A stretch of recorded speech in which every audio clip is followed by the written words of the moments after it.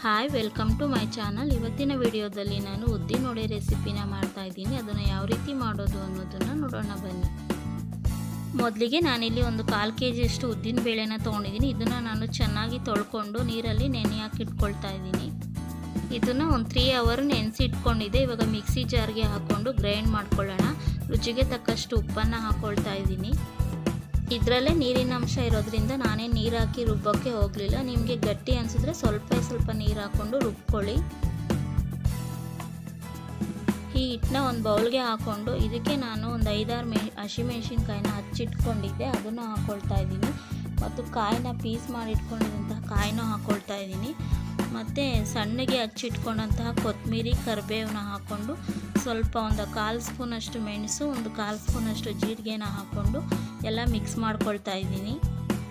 Next ನಾನಿಲ್ಲಿ ಎಣ್ಣೆನ ಕಾಯೋದಕ್ಕೆ ಇಟ್ಕೊಂಡಿದ್ದೆ. ಇವಾಗ ಉದ್ದಿನವಡೆನ ಹಾಕ್ಕೊಳ್ತಾ ಇದ್ದೀನಿ.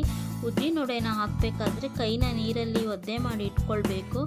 ನಂತರ ಉಂಡೆ ಕಟ್ಕೊಂಡು ಫಿಂಗರ್ನ ನೀರಲ್ಲಿ ಹತ್ತಿ ಈ ಥರ ಹೋಲ್ ಮಾಡ್ಕೊಳ್ಳೋದ್ರಿಂದ ಉದ್ದಿನವಡೆ ಕೈಗೆ ಅಂಟಲ್ಲ, ಈ ರೀತಿ ಬರುತ್ತೆ.